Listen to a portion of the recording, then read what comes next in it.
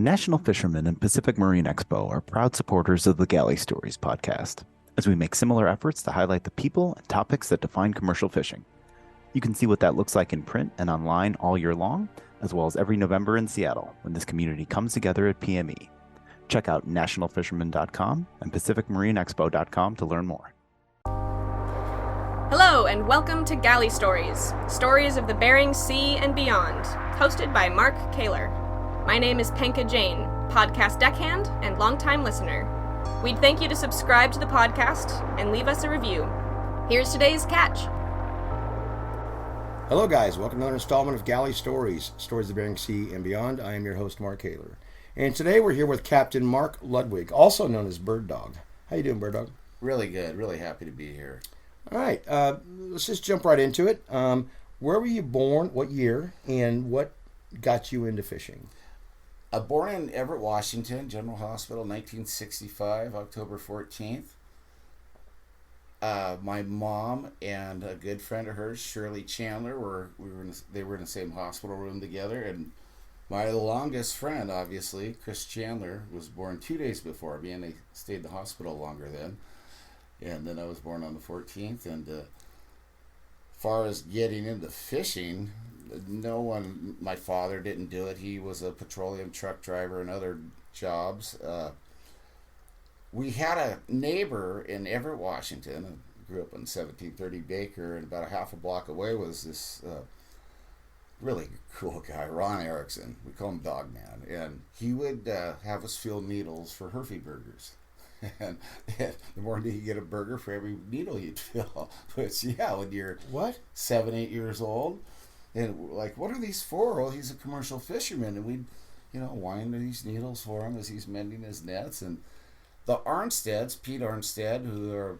When you say needles, you're talking about... Yeah, hanging needles to mend the nets, and you got to fill it with twine. Everybody was picturing you like wrapping a hypodermic here. Yeah, no, you never... yeah, I guess you never entered that arena. But a needle is, being a fisherman, you fill a lot of needles to hang a lot of nets, and nowadays we have an actual needle filler where you wind the twine on the needle. Anyway, he kind of introduced us to it. He had all the kids, and a lot of us were related in the area, and that was the start. And then he would fish, Puget Sound.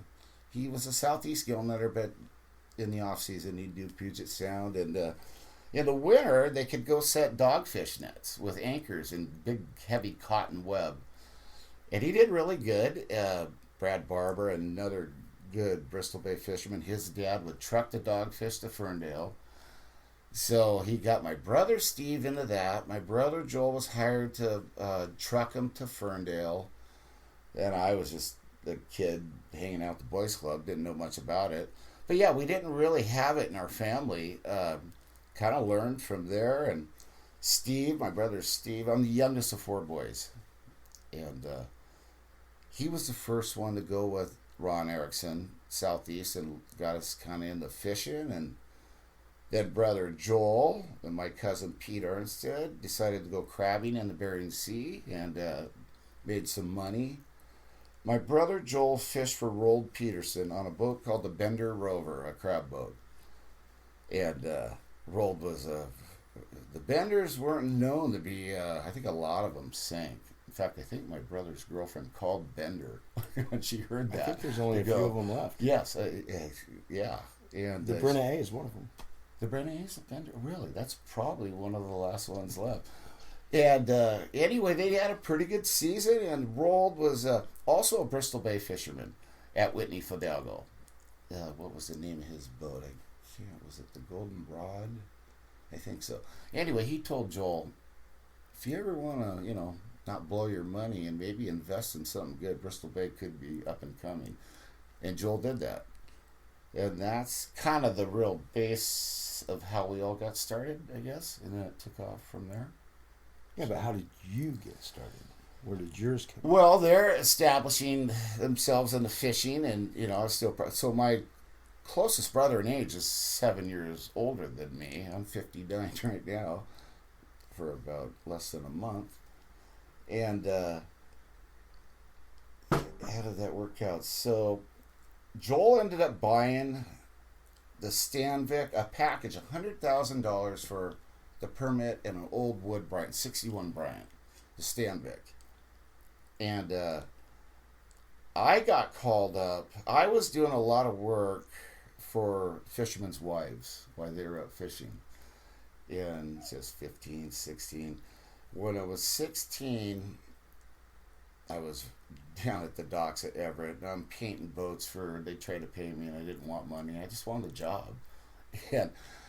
And my brothers left to go to Alaska, and I'm home with mom and dad, and I came home drunk, first time in my life, puked in my room.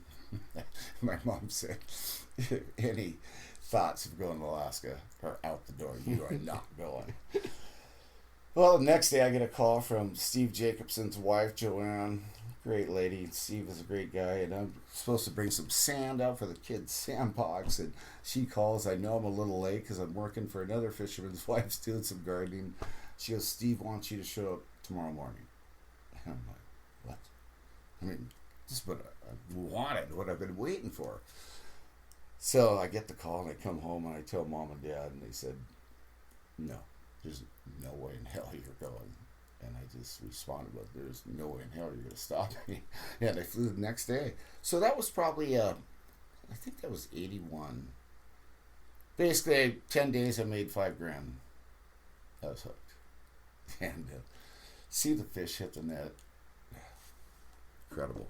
Nothing like it. Yeah, college was out the door. Pretty much knew what I was going to do. Mm-hmm.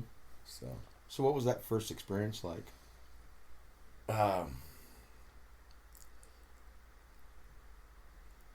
Pretty. Wait, let's slow it down. You were 16. Yeah.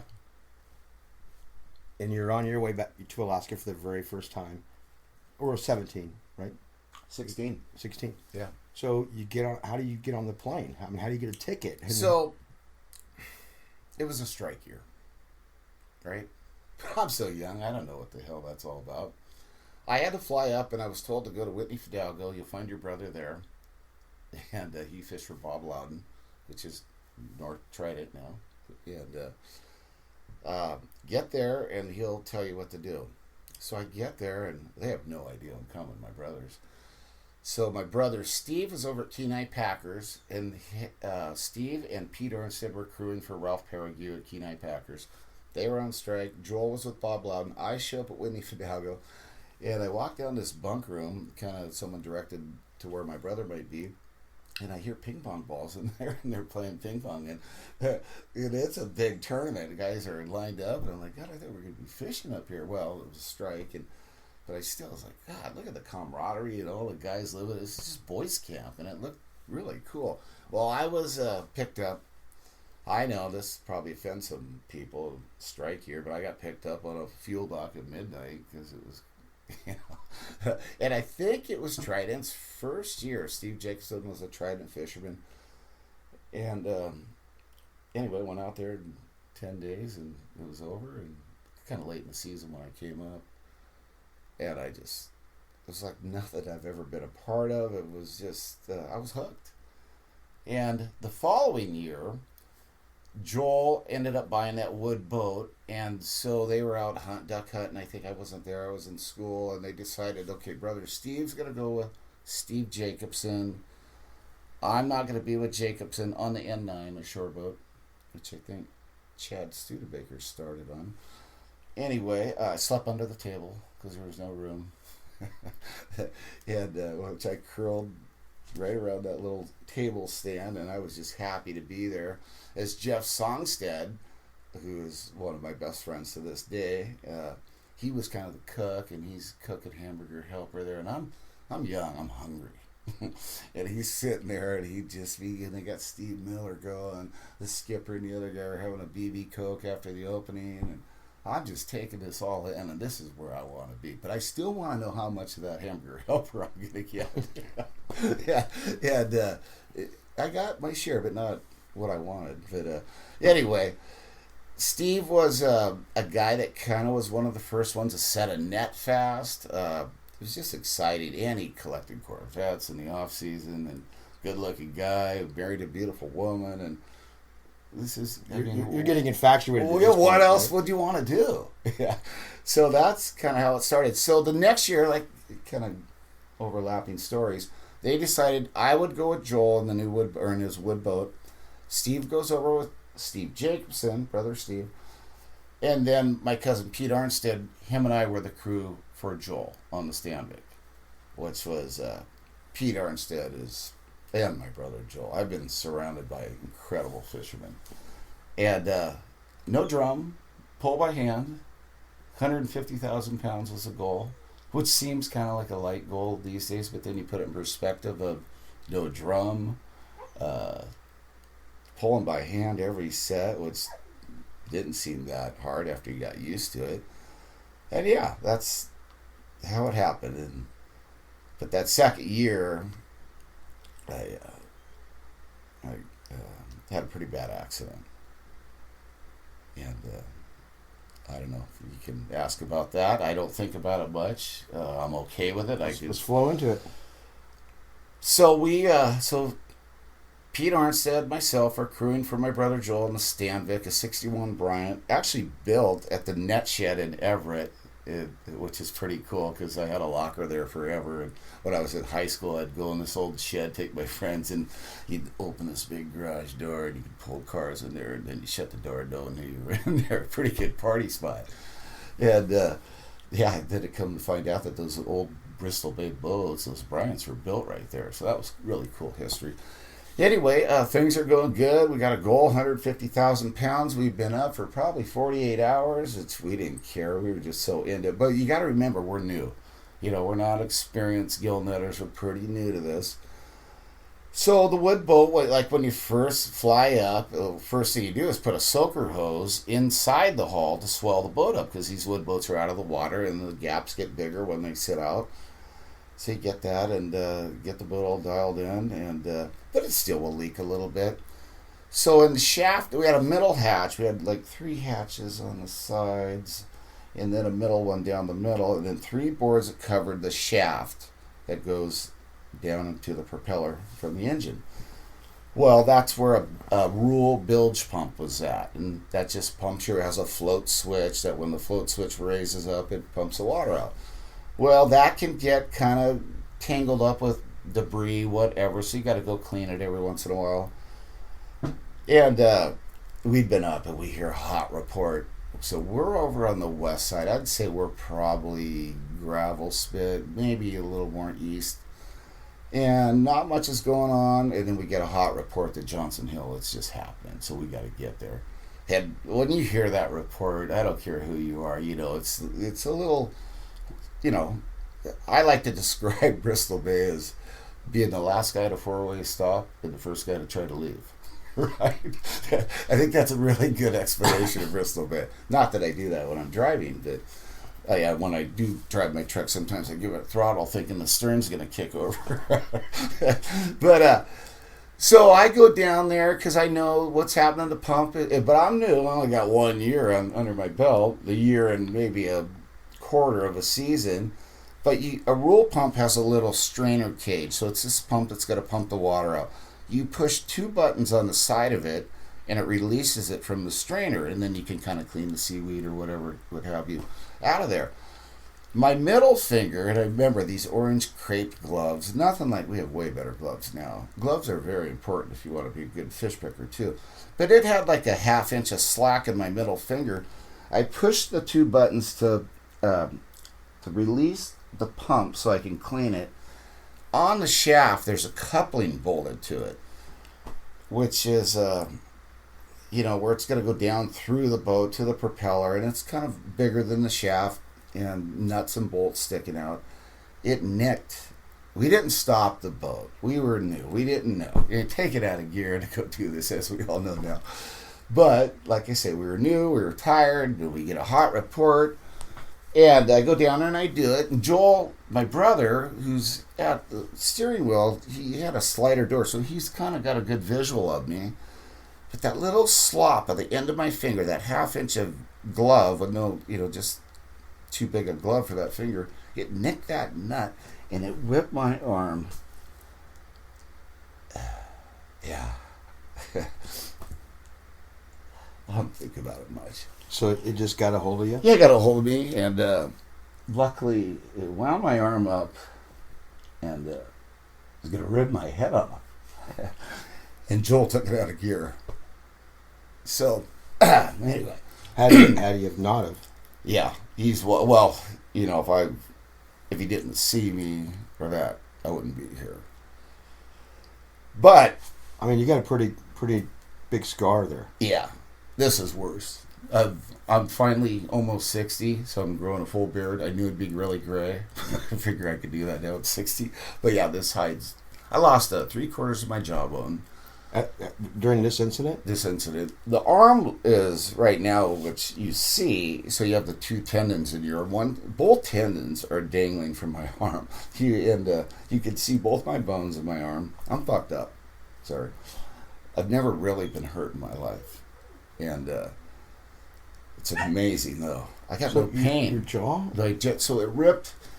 It pulled my arm in, and so it... Is this on the shaft? Yes, I'm in the middle hatch. There's 3 wood boards covering the shaft alley. I take off the aft one to get access to the pump. So I'm standing on the 2 forward ones. My glove got caught. It pulled my whole arm. You think it ripped the finger of the rubber glove off, right? Well, machinery is very unforgiving. It's so fast, it wrapped my arm in and pulled my head down. And you see my arm, my face is way worse. He stopped it, took it out of gear. So your face made contact with the shaft? Yeah. It cut me all the way to here. You could see my jugular. You could see my jawbone. I'm fucked up. And I come out, it's amazing. Then we have the fuel lines running down there. They got broke. The wires to the pump. I mean, we're the kind of danger, and it's gas. Right? So they get me out, and there's pieces of me still down there.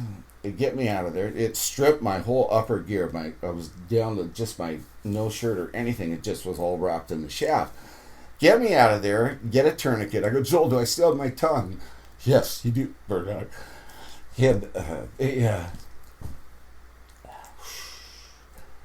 Put a tourniquet. Before we left town, I put some centerfolds up on the ceiling down the folks hall. So I'm laying down there, and I just say, Sapphire, the Jungle Princess, I'm going to live. And I'm holding my arm. Okay. No, we're dead in the water. Dead in the water. So, like I say, the fuel lines are leaking gas. Pete goes down there, takes care of all that stuff. He probably crimped them over, got the wires out. Pete Arnested, yes. My cousin. My mom's first cousin, so we're second. He takes care of that, but then, and Joel's doing everything he can do, they start taking an orange raincoat and waving it to attract another boat. I mean, what was it? It was, it was 82. Finally, a boat sees us, and I was just thinking about that. God, I wish I knew what boat came and grabbed us and towed us, another gillnetter. And I, to this day, don't know, but I'll have to inquire about that. So now, where are you going to tow us to? Luckily, at the Y, and I'm pretty sure it was the Bering Trader, I think a Kemp tender at the time, had a helicopter on top. So they got us to that. But it's a high-sided processor, right? And they're I'm down, I'm looking out the little porthole, and I hear them, they're trying to get a cargo net, a brailler, or something to crane me up there. But I tell you, the human body's incredible. It's shock. I don't have any pain. I want to live. And I'm listening to this, and I see out that porthole, there's a welded ladder on the side, and I can do it. So, anyway, I do it. Because you want to live. I get to the top. There's probably 20 processor people, the helicopter pilot, the skipper. Time I get up there, I got 2 tendons hanging about 8 inches from my arm. Both bones are exposed. My face is worse. They all start puking their guts out. That was a sight. Can't believe you're walking right now. I think that's what's so incredible about the human body. I mean, just the shock is just right now, I'm just all focused about living. The pilot's puking. Give me a towel. And someone gives me a towel. I wrap my arm and I go, let's go. And he got me to the Kamai Clinic. And, we had a goal, 150,000 pounds. But like I said, I'm not feeling any pain for as bad a shape as I'm in. I'm okay, but I gotta have a pen. They're like, what? I just need to write something. I just wrote, I'll be okay, 150,000 pounds. And I remember we talked about it, 10 years later. Joel goes, because he was there too at the Kamai. He flew with the pilot. He goes, I'll never forget when they lifted your head to pull the pillow out. I lost almost half my blood. So I was pretty bad shape. Well, I don't really remember how they got me from the Kamai to King Salmon, but I remember they had to get people off the plane, move some seats out to get my stretcher in. And then got me to Anchorage at Providence. And, the hospitals in Alaska, the rest of the country, it's a lot of cancer, but there's a lot of accidents in Alaska. In fact, my roommate, Joe McGill, good-looking guy, they were homesteading some property, and I think they had one too many guys in a small plane. They were buzzing a grizzly bear for fun and crashed, broke his back. That was my roommate. We actually had a great time at the hospital. He knew the cook down in the hospital at midnight. They'd come and give me my last pain shot. I'd go over here with, he goes, hey, can you? He was paralyzed he couldn't get up to use the bathroom. I could, but my mouth was wired shut, so he could eat. I had everything through a straw, but I could get up and use the head, right? He could, so we had something on each other and became really good friends. And that means for such a weird deal, had a good time in the hospital. But I don't know if you want to cut in, but the story goes on and on. Bristol Bay was really intriguing to a lot of crew members because it was really short. Love's in the air, summer, bikinis are being worn, and you're gone. But if I could go pull this off in a month and get the hell out of there, yeah. Well, when you're young... How long was the recovery? I'm kind of leading into that with this, but... Actually, there was quite a few surgeries. My lip was pulled down like this. So, I'd be talking to somebody and had not a lot of feeling there. After a lot of surgeries, they did a Z cut because my lip had pulled down. So this guy, he would explain to me, we're going to cut here and we're going to cut it as a Z, so like accordion back up. Worked great. I think it turned out pretty good because I was messed up. So probably 18 surgeries. And probably, I was 2 months in Anchorage and then a lot of outpatient surgeries at home. I'm going to say for full recovery, probably 2 years, but I was still active. But the thing about Bristol Bay, and this kind of leads into what your question is that, like I said, it's short and sweet and guys like that. But my brothers, one in particular, he goes, Birddog, you're an idiot. You're arguing, this is pre-accident, you're arguing with Dad on everything. You think you know everything. I think everyone kind of goes through that, but I'm going to try to save you 7 years of bullshit. Everyone around you is trying to teach you shit, right? So suck it up. My life kind of started there. So the key that he told me about Bristol Bay was the timing. Back then it wasn't IFQ, so you could do the black cod and I had 2 halibut trips, right? The 2 48 hours and maybe 3 weeks of black cod. That timing was perfect. Get done with that, hit Bristol Bay. Maybe then get a good job on a good seiner. Instead of running the boat up from Everett and 3 weeks of painting it, you just fly into Craig and jump on when it's go time. Which is a whole nother story. And guys that like that here, I just get there right when it's good. But that's the beauty of the bay as a crew member. The timing, you could hit every fishery. Then you get that seiner southeast and you run home, then there's a little Puget Sound seining. If you wanted to, you could collect unemployment all winter which I, not to have anything against, I just didn't do that. But so I really took that to heart by the time, so I've recovered now from my injury. Well, wait, let me back up. I had the good seine job right after Bristol Bay when I got hurt. So I was going to fly from Bristol Bay to Craig. Already lined up. Lined up with Rick Lindblom, who was Nelbro's top top seiner. He had a backup market, Kloak Seafoods, which I think is where Silver Bay kind of started. Because with seining, we hated being on the limit all the time. I had the job. I had it all lined up, and then an accident happens. Well, a good friend of mine replaced me down there. So I get home probably a week before the Southeast Seiners are heading home to Everett, and I was committed to hang a Puget Sound sockeye net. I've always hung gear. My brothers taught me how to do that real early. Yeah, so I do that, and I kind of recovering here, and I got to hang that net. So I was in that old gill net shed where the Bryants were built, and I'm hanging it, and it was good. There wasn't physical therapy back then. Because I've had some lately. I've had a new shoulder, and physical therapy is incredible. But I don't remember that even being talked about, which is kind of weird. And boy, I'm really big on PT. So hanging nets kind of was my physical therapy a little bit. And I'm in there hanging this net by myself, and I'm kind of getting used to my new arm and all that. And Rick Lindblom got home from Southeast Alaska, and I mean, he was the boat you wanted to be on. And he goes, "You think you can run skiff for me this fall in Puget Sound?" I said, "Hell yes." And so I'd run skiff, and I'd take this left arm that would not fully extend, and I'd grab that tow line, and I'd turn the skiff, and I kind of did my own physical therapy with the skiff, till stretching my arm out. But someone still thought I was able to do something, and that was a big part of recovery. In a weird way, I've lost one tendon. We're made with extra parts. Pretty bad. This is what insurance is really for,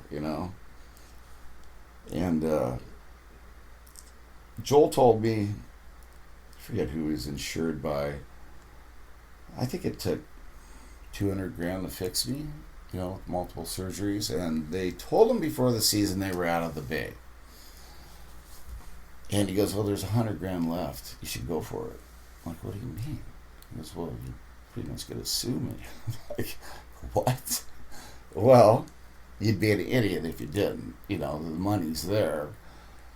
Well, that was kind of weird because all my brothers are my heroes. So, all right. He's saying to do it. I did it. And long and short of it all, I came out of it really good. And it probably sped my life up. Bought my permit. My boat. So, okay. Got through that. That's the emotional part of my life. But, weird thing. Worst thing that could ever happen to you turned into, I am not going to say the best, but I've never had an accident on my boat with my crew. And, got through it. Okay, well, let me ask you this. We keep saying Birddog, Birddog, Birddog. Where does that come from? I was come from a really big hunting and fishing family.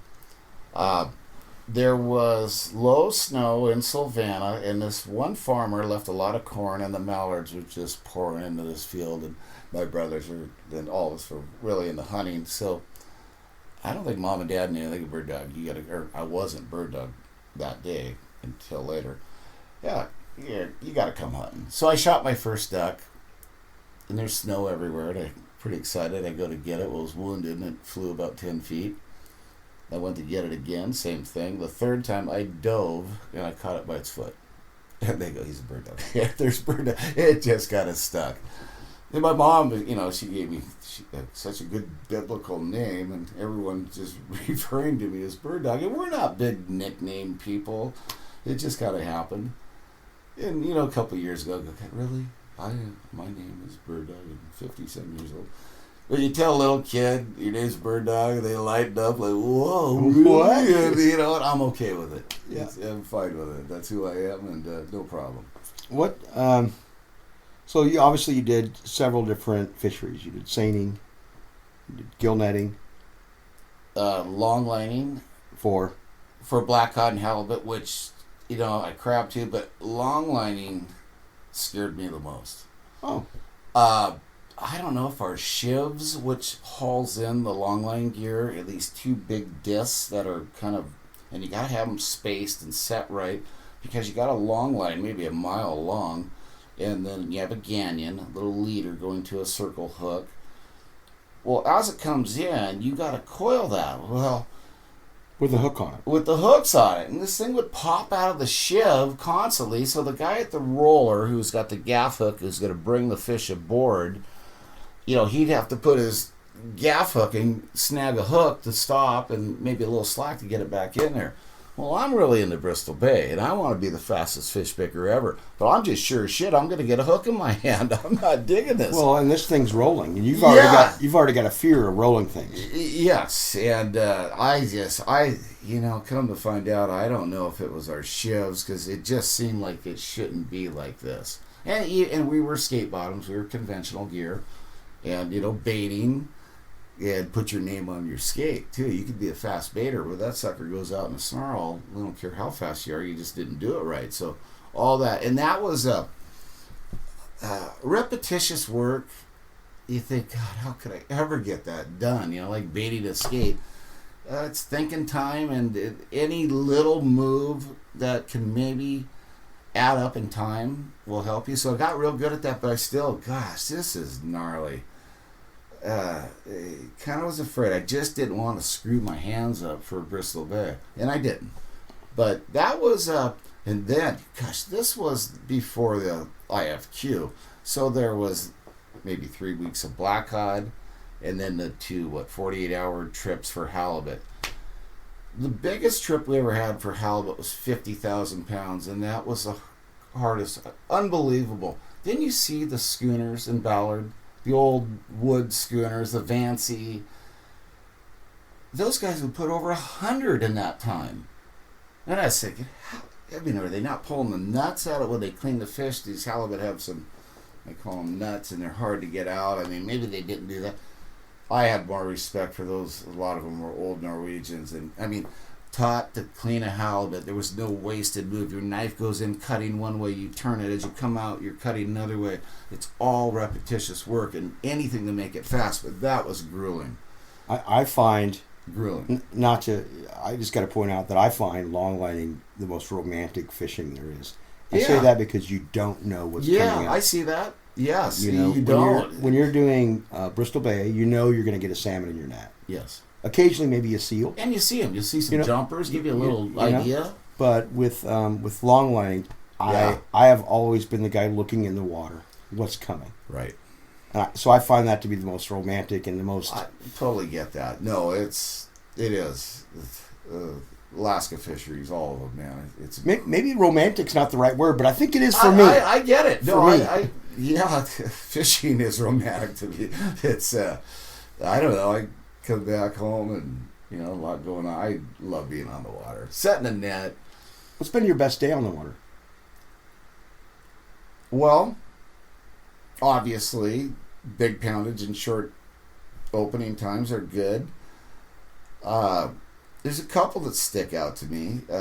Gillnet and Puget Sound, which, we're in Bristol Bay with a net that's 11 feet deep. In Puget Sound, I got a net that's 120 feet deep, Get so many seals. I try to get my net deeper to where they won't go down there and eat the fish. Okay, so Point Roberts is an area where up in northern Washington, we've always had a part of the Fraser River sockeye run, which is the number one biggest sockeye run in the world. One river. Bristol Bay is the biggest run of sockeye, 5 rivers combined. And there was a slide in the 30s, and our Army Corps of Engineers went up there and put a fish ladder. So we've always had a part of that. Very complex too. Lots involved in that. Well, the best. So there's the Fraser. It's just north of the border at the Tawasin Ferry, and there's a coal dock there. So I've learned over the years, the ebb, they kind of back out of that Fraser River, and they'll kind of dip into our U.S. waters, and the ebb can be good. But you could be doing the whole ebb, 20, 30 fish a set. The end of the ebb, the very end of it, that's when they'll come. So, and you got to be careful, because it's going to start flooding you into Canada. And if you're not careful, they're going to bring you in for crumpets and tea. You get a big fine. So I know this because I pulled it off. In 1,000 fish set in Puget Sound, I've only heard that of we'd go to a coffee shop, old fishermen. Oh, remember when? So 1,000 fish set in Puget Sound is a big set, and I pulled it off one time up there at that north line, at that line. So a few years go by, and I know what I'm after. I want that. My whole day is planned around that end set with enough buffer to where I got room to pick. And I got it. I got the set. And there's probably 3 hours left, and I'm looking at the tide. There's no one coming. Okay, this is going to be money. And getting picks out. I go, okay, because I got to get this pick quick, because I don't want to go into Canada. I want to pull this off. So here, all of a sudden, here comes this slow boat, and he's running by. I'm like, oh, God, he's going to take me out. So I'm in a bow picker, a 28-foot Tim Vardy built at Seahorse bow picker, fantastic boats. I'm towing my net to keep a little curve in the end of it, a little hook, so the fish, they kind of like to hit that. So being a bow picker means my drum is in the bow and my cabin is aft, like some crab boats, but way smaller scale. So I'm towing in reverse to maintain this hook. And this boat comes by me. He kind of grins at me, because he goes by, you know what I'm going to do, We take each other out, right? You don't like corking, go be a seiner and anchor up and take turns. This is what gill netters do. It's okay. So I'm like, okay. I love being creative fishing. So as he goes by me, I don't let him see me. I sneak out to the bow and I disconnect my boat from the net. And I don't put a buoy on it. And I keep idling in reverse towards him, so he gets where he thinks far enough in front of me to not be an issue with our nets coming together. He goes to the stern and he grabs his buoy ball. He's going to throw it out. He looks. He's going, shit, I can't cork him that tight. So I'm going to run a little farther, get more space between us. I'm a little bit wigged out because I'm leaving. Luckily, no one's around. Although that Tawasin ferry and that Canadian skipper loves to hit American gill nets. Whatever. So I got that, I got an eye on it, and I did make a mark on my Garmin so I could know, in case I lost visual, I could know basically where it's at. Yet he goes back to his cabin and runs a little farther towards the border. Goes out again. I see him walk out to the stern, and he grabs the buoy, and gosh, I just can't get my spacing. And so that at least 2 times, I'm kind of thinking 3, but I don't want to exaggerate. So let's say 2. Anyway. Now he's looking at where he is from the border, the tide. He's not going to be able to pull it off. So he turns and he's going to head south. Well, now I got to keep that angle of my boat like I'm still towing my hook. Yet I'm on my knees in the bow. And I see it and I throw my grab the end and hook up. And it just looked like I was doing the same thing the whole time. And he left. And that was a 1,200 fish set. And that... kind of in my mind, just the being creative, that sticks out. Great day on the water. Great day on the water, yeah. What's the worst day on the water? Besides the one, obviously, that we've experienced. So, 2 that really stick out. Once again, I was in my bow picker in Puget Sound, and I'm out all right in the middle of the Straits of Juan de Fuca, probably straight off of Port Angeles. And I look back at this, I think, gosh, what was I doing with no one else around me, because you need support in case something happens. So I'm towing my net, and it's blowing 20. Love getting fish, Yeah. Sometimes in Puget Sound you don't see the water level action like you do in Bristol Bay. Our nets are so deep, you don't need to see as many. You can still have fish. Well, I'm towing that hook, and I decide, okay, I'm going to pick it, and it's dark. The wind's coming up pretty good, blowing 25-30 now. So I'm letting the boat just drift downwind a little bit, and then I'll start picking it because I've been kind of cupping a hook. And so while I'm doing that, and I had Morse cable controls, and you put it in neutral. All of a sudden, the engine dies. It wasn't neutral, and that can kind of happen with Morse controls. You think you're neutral. So I have a Volvo 41A with a dual prop outdrive. One prop spins one way, the other way. I get it in the wheel, the net's in the wheel because the boat was in gear while I was getting my ray gear on. Well, now I'm pretty young too. It's in the wheel, and now the waves are slamming the stern. It's gonna rip the friggin' outdrive off, right? Now I'm gonna sink, is what I think. I gotta do something. How many people are on the boat? Me. Puget Sound, big deep nets, but you gotta go by yourself. It's kind of weird, but you catch a fraction of what you catch an 11-foot deep net in Bristol Bay. But this is just what you gotta have. And to go back there, I have a little swim step above the outdrive that I can climb off the back of the boat. Normally in a calm day, get back there and kind of cut it out. Well, with the wave slam, there's no way that's happening. I mean, I'd get washed right off the boat. It's just pounding it. Oh God, it was ugly. So what am I gonna do? So I put my survival suit on, and I pant. So the drum has line on it that I'm gonna hook to the end of the net and start winding it aboard. Well, I had a lot of line out, so I pan out. I pull that line off the drum, and it's still hooked to the drum. Put my survival suit on. Go back to the stern of the boat, just get pounded, and jump in and pull myself 2 boat lengths down the cork line. And then I'm going to try and tie onto the cork line with the drum line. Were you not concerned about getting hung up in the net at all? There's no other option, Mark. I'm screwed. I think I'm going to have the outdrive ripped off the boat. And I have to do something. Even if someone came to help me, I didn't know what the hell they could do. It's just violent back there. So I come up with this idea. And pulling myself in the waves, that I pull myself, and I'm like, okay, well, I gotta be twice the length of the boat, and what I'm trying to achieve is tie this on, which they do a lot of good knots, but it's probably gonna just slide down it and put the corks and beat them like pearls on a string, and I'm not gonna get what I want. Luckily, I got back to the boat. Now I hit the drum that turned the bow into the weather. So it gave me a loop of slack, and now my stern's in the lee of the wind, and I could get back there and cut it out. It did. But I think about that. That's why my Puget Sound boat's for sale right now. I'm almost 60. Because I'm still thinking about it. Yeah, well, a lot up in Bristol Bay, it's sand, and we don't get a lot of other things in our nets. Solo fishing and...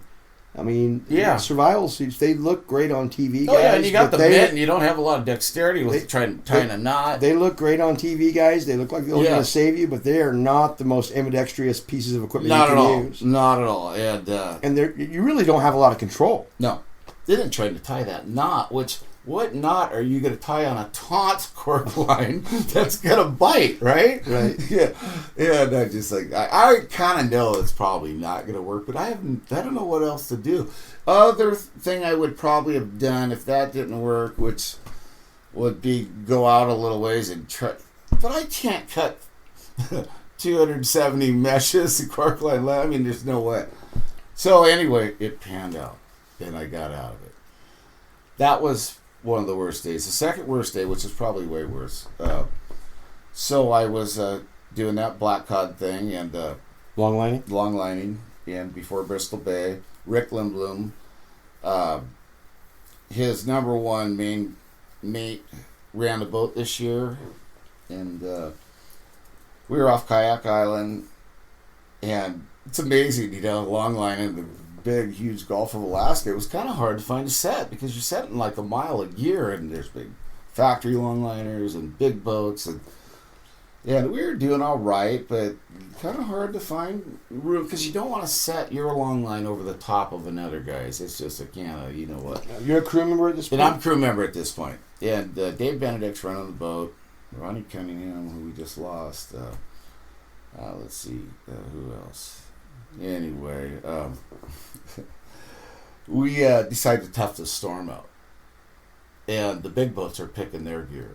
And we're like, hey, we've got ground now. If we could tough this out. We're in a 58-foot limit seiner. So we have a rack. We have the hatch combing that comes up. And off of that, we had bolted this rack. And we were skate bottom. We'd stack our skate bottoms. And we have 2 little temporary... You put them on for long lining, these kind of shelter roofs over the boat. And they'd bolt on, and that's where you'd bait and kind of be out of the weather. Well, that storm came, and we had no business being there. Then we took a wave. Normally if you just put your bow into the weather and the waves, you can kind of idle through the big ones. This was not. This was give it gear to climb the wave and not be in the valley. We had no business being there. So one hit us. That rack system that held our gear broke free. Cocoa mats are like a welcome mat in front of your door, but we put our halibut on or black cod to dress them. It keeps them from sliding around. Those slid, blocked the scuppers. So the deck of a boat has, the sides, but from the deck, they have holes where the water will drain off the deck. Those cocoa mats clogged that. The rack system, all that gear went to one side, and the boat laid on its side for over a minute. One more wave, it's fucked. It's over. So slowly that boat righted itself.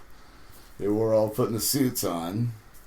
And now we're all up in the wheelhouse. And we're taking turns at the wheel. And it wasn't a fun watch. Like I said, when you're in the valley of the waves, you had to give it throttle to power up to not get just blown over. And that happened for 4 hours. And Vinny Martisich, he looks at me and we've divvied up the food, the kid. We're putting them in plastic bags in our survival suits. I don't even know if we were in the water how we'd get at it. You're in for survival suits the whole 4 hours? Yeah, the whole 4 hours, and then we're divvied the food because it's not looking good. I mean, we're in a pickle. And Vinny goes, "You getting hot?" Getting really hot. So we at least took the top part, tied the arms around our waist. Well, we made it. We got back to Valdez. It was the year that Steven Seagal was making that movie about the oil line up there. He was in Valdez. I don't know, whatever the name of that movie was. I know some of the guys, who's Steven Seagal's in the... Boy, I was just happy. He's been in like 147 movies. Yes, and I was just happy to be alive. I do remember, though, I put my tennis shoes on and I was running back to the boat after going up, checking things out. And they just put a new ramp in Valdez. My feet went higher than my head, and I landed on that ramp, and it was a human grater, like a cheese grater. I don't know, I brought that up, and it's just something I remember. You've had enough cheese grating. Yeah, and I'm a guy who's never really been hurt a lot. Bullshit! No, well, I mean, this, and maybe that, but other than that, I've pretty much went unscathed. So that was a pretty scary time. I know the owner of the boat called us when we got back and was just wanting to talk to each one of us individually. Okay. But, you gotta... Yeah, that was just some young, aggressive guys trying to take advantage, but you have to really know where you're at in Mother Nature. You gotta pick and choose your times. So, well, speaking of Mother Nature, yes. What has the sea given to you? Look, I just started listening to your episodes, and it's like everything I have, a little cock to my walk, feel cool. Yeah, more than I could ever describe. What is it taking away?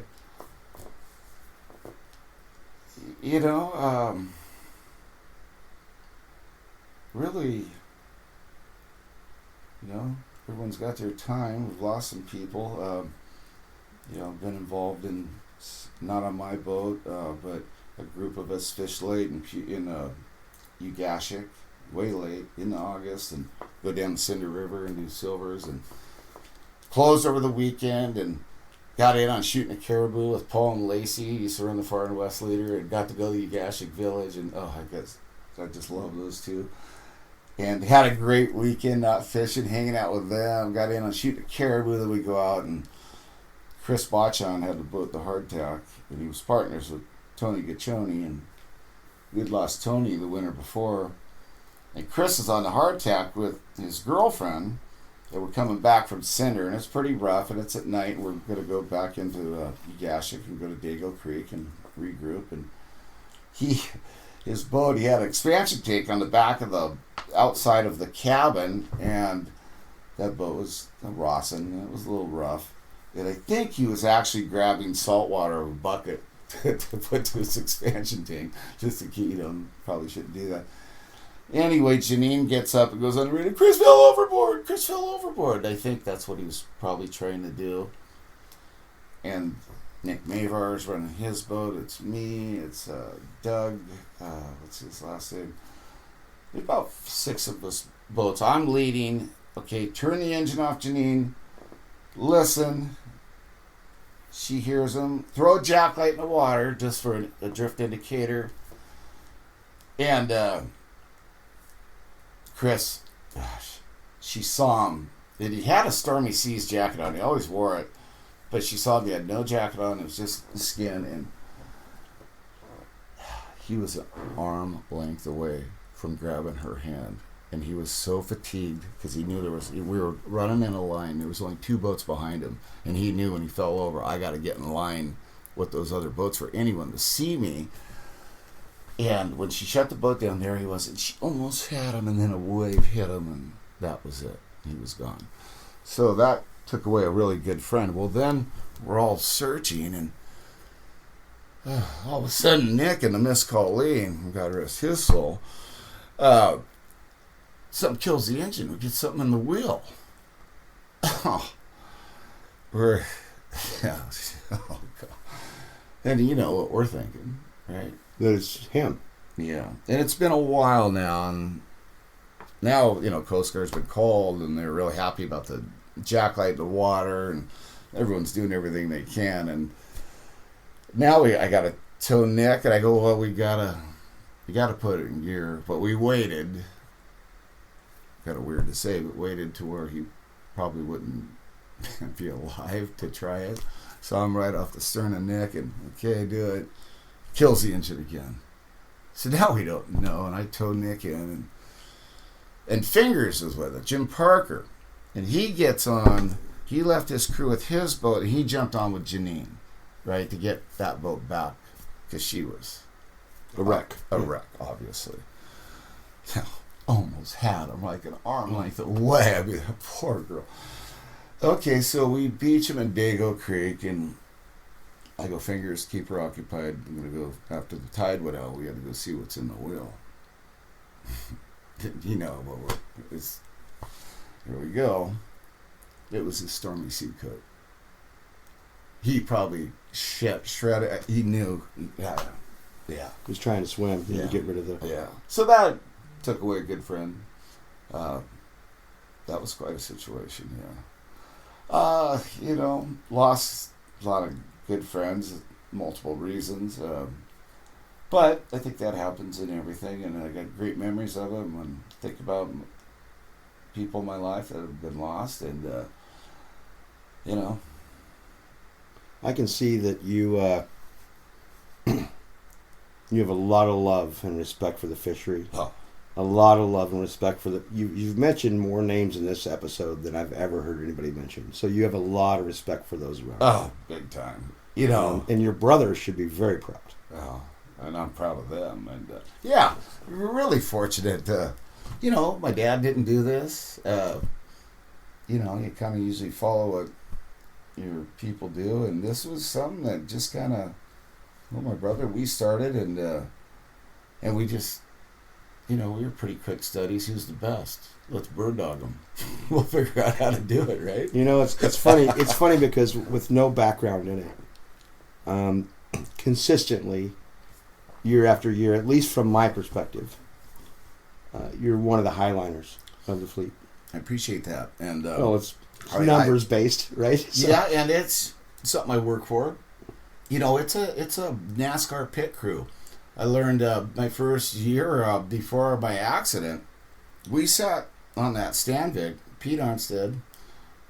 Actually, Pete had bought, it was the next year. Yeah, I recovered, I'm back there. And we're not real mechanical, my brothers and I. We were Boys Club gym rats. My dad coached over 30 years.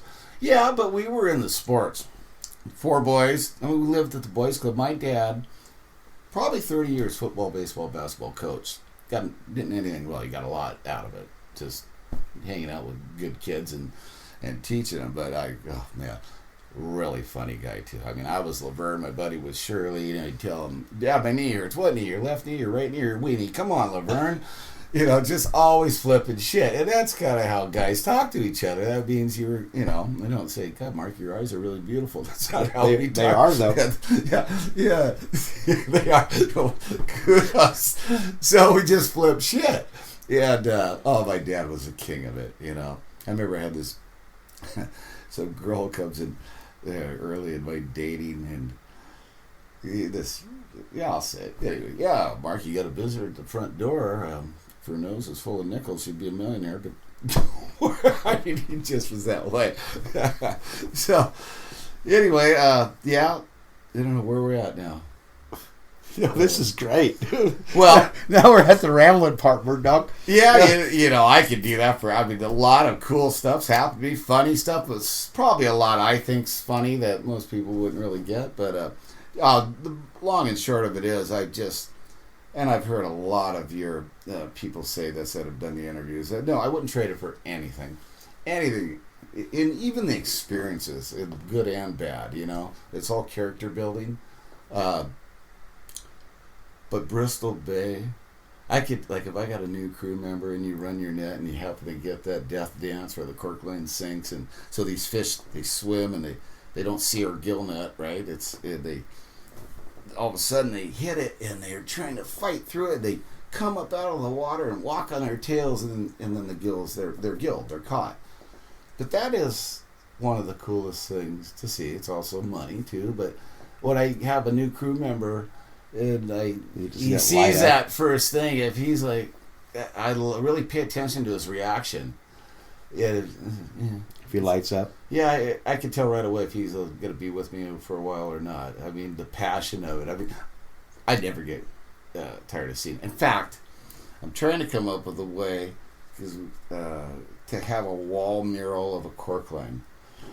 And then with motion detectors and some cameras in the floor, as you walk along it, the cork line sinks and it comes up with that. What I was telling you about, the fish hitting it. It probably won't happen, but I'd love that. If you dream it. Some kinetic art that would just show a cork line doing that. I first, thank you for listening to the episodes recently. Jeez, my dad always said there's 10% that don't get it. I didn't get it for 5 years. I didn't even know it existed. Then I got turned on it, and I just can't get enough of it. I thank you for that. Snooks. As a little kid, I've heard about this incredible woman. A legend. But I don't know much about her other than I just always want to know. But to hear about her from her own voice. Gosh, just Ed. Oh, yeah, Wes Swimlar. I loved it. Just go to work. Put the damn computers down. I love Wes. Is just fantastic. Vic was the last Trident guy that was a little bit in charge of paying us. That was a fisherman. You know what I mean? Kind of, right? And then now he's retired. Actually, he's built a really cool place in Eastern Washington, not far from me. That's what he keeps telling me, but I never get the invite. No, I know. Isn't it funny how? Well, and I've mentioned this. It's really hard to find because it's on a road called Cum Road, and the kids steal the sign all the time. It's just funny that, and this is with the entire industry, you and I have not had a lot of interaction. No. We're speaking, but we know so many of the same people. You mentioned Pete Arnstead, right? He's number 99. Pete's the best tide change fisherman ever. Not to interrupt, but I'm gonna. In Bristol Bay, when you're flooding into the district, that's safe. And now you're ebbing out of the district. But there's a lot of fish at tide change, right? There's shit going on there. But to have without getting tickets, too. Pete's never had a ticket. He is the tide change master.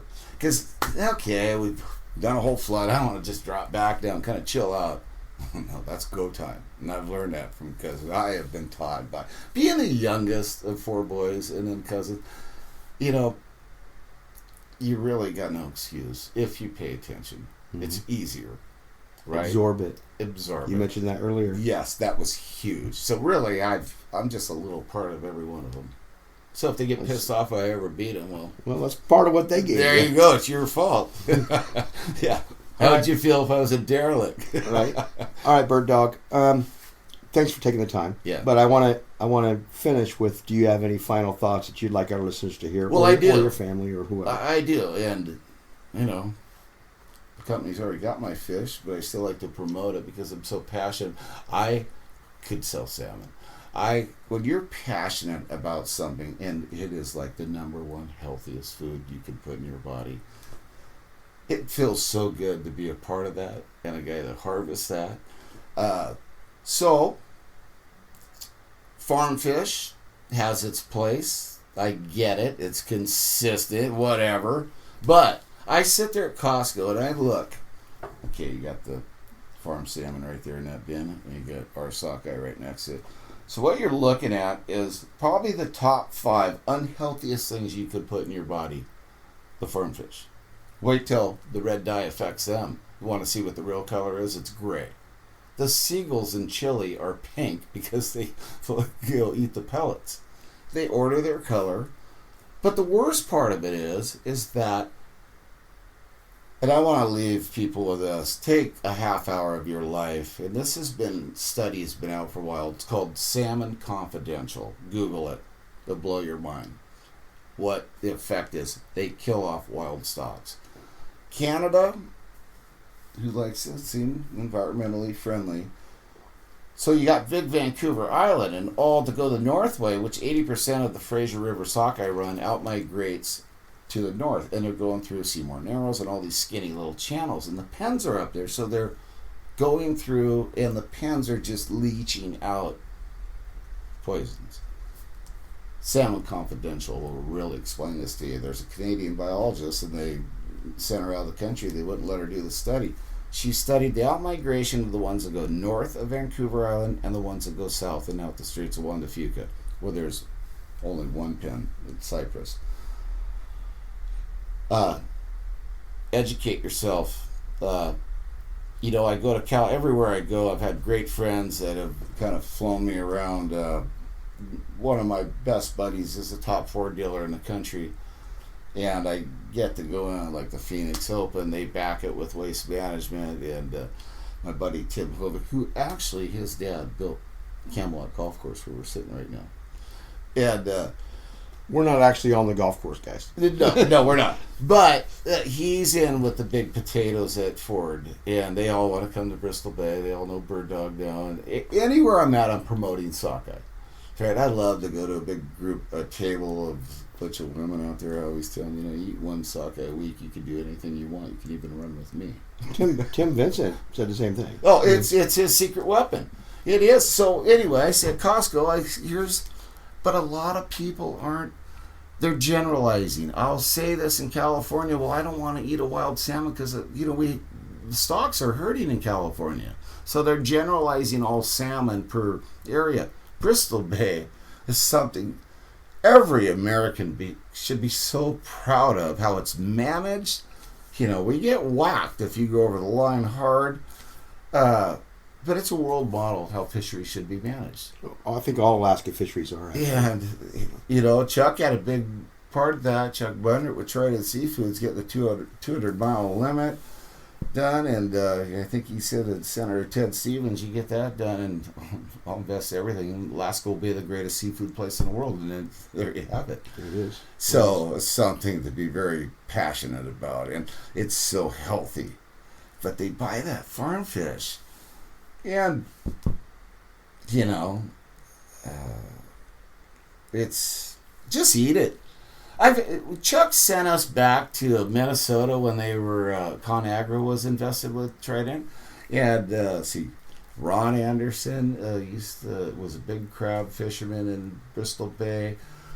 Fingers, Song, a bunch of us. He sent us back to these Cub grocery stores, and we had to promote salmon.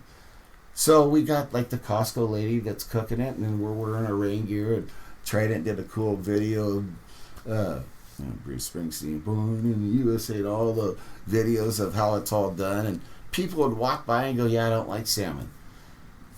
And I go, "Okay, could you maybe just try a bite of sockeye?" In the Great Lakes, I guess a lot of boat launches have signs that say, "Don't eat the belly meat of the salmon because of pollution." So Maybe you don't like salmon, and that's for everything. I mean, maybe someone's only ate farm salmon. I try to non-bias eat it. I'm not a commercial fisherman. I'm just a consumer. It sticks to the roof of your mouth. They got to put a ton of crap on it to make it even taste good. Wait till you see what color it is when they don't put the dye in it. So, top 5 unhealthiest things you can eat. And right next to it, 1. Usually number 1 healthy, Dr. Oz and whoever's doing that study. How many years now? Superfood. How many years have we been over 50 million? First half of my 40 plus year career, which is weird. It's fun to say you've done something for 20 years. You say 40 years ago. Because I'm always his youngest brother. I'm young. But Bristol Bay, 43 years.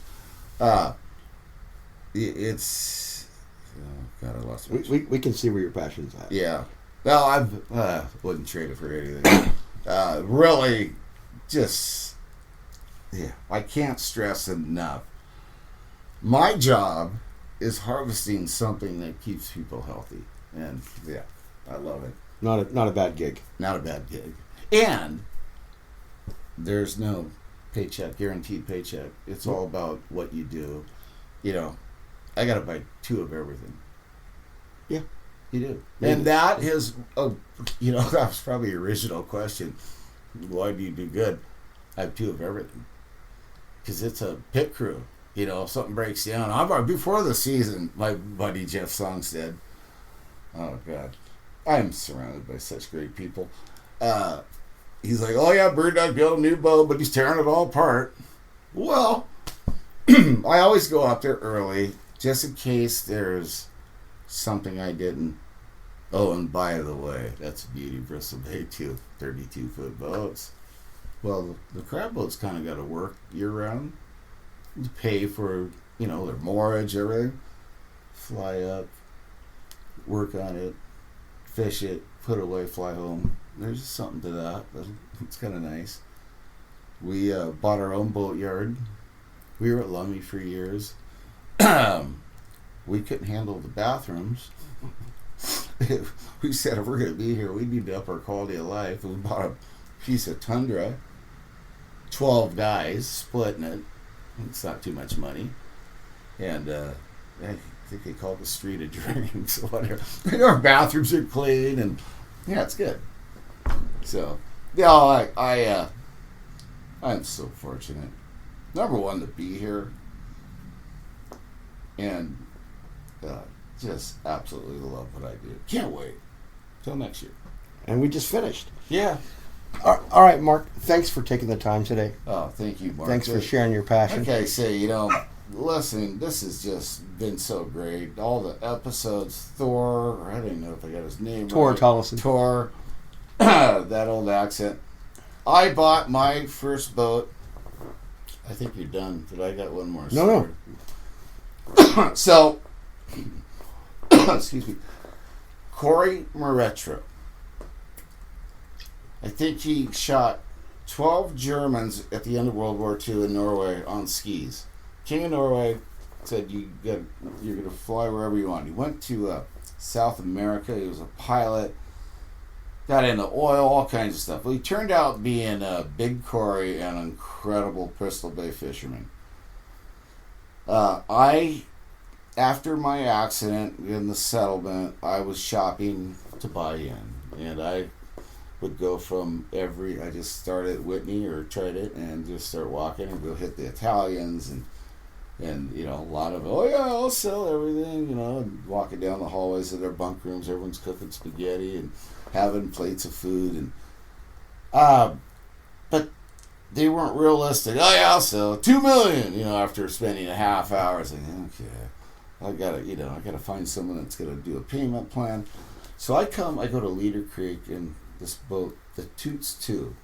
It's a KG Marine built in Bellingham. This old Norwegian guy, he had a lot of issues that year. He's out of the water. He's not done fishing. The alternators were, anyway, bunch of stuff. Like, hey, I was just curious if you were ever thinking of, retiring. I'm looking to get in. Oh yes, I'll retire. He goes, I'll tell you what, though, his word was everything. I'm going to have this boat launched in the morning. Now, I'm not going to do his accent, right? But if you want to buy my boat, you have to come fishing. I'm going to show you what's wrong and what's right. He says, be here at 6 in the morning. Well, I got there at midnight. Corey liked to drink, so I see if I clean up all the beer cans. He's in the bunk. I get the boat all cleaned up, and he wakes up. I see you already here. You know, like, yeah, let's go. We get launched, and he goes, okay, I'm going to pay you 10%. I'm going to show you what's right, what's wrong. Okay, after 3 days, I was up to 40%. So the boats in Bristol Bay are now flush deck, where it's just one same level deck. Back earlier, you would have in the stern a cockpit, we called it, lower than on top of the hatch as the deck was raised. So Corey, in the first opening, he did like to drink a few beers. And he was 6'6", huge guy. Actually, he had 34 fights, boxing, never lost a fight. The King of Queens Cannery over in Essigak, he said. Anyway, he's walking back to help me pick, and he falls on the edge of the hatches. I know he broke his ribs. Corey, all right. Oh, God damn it, Mark, it takes a lot more than that to fuck me up, he would say, right? Like, okay. Well, now he could see I could set the net, I could kick the net, so he could just sit in the cabin and drink beer, and I'd come in and, hey, Corey, Mark, I gotta go put a good set there. You look like you know what you're doing. Well, we had this flip-down chart table, and he would show me these sets, which I still have today. But he liked to pound the table when he was really emphasizing his point. And so the beer cans would go flying, and I'm picking shit up. So he pounds the chart table. The chain breaks. He hits his forehead on the edge of the stove. Now he's got a nice welt right across his forehead. I know his ribs are broke. Okay. Next set, or maybe a few sets later, I come in and Corey's got to take a piss, and it's a little rough out, and he kind of loses his balance, and you got the edge of the stove there, and his back to his plumber's butt is leaning against the stove. I can smell him cooking, but his ribs are broke, so he can't quite get off of there. Corey, you all right? God damn it, Mark.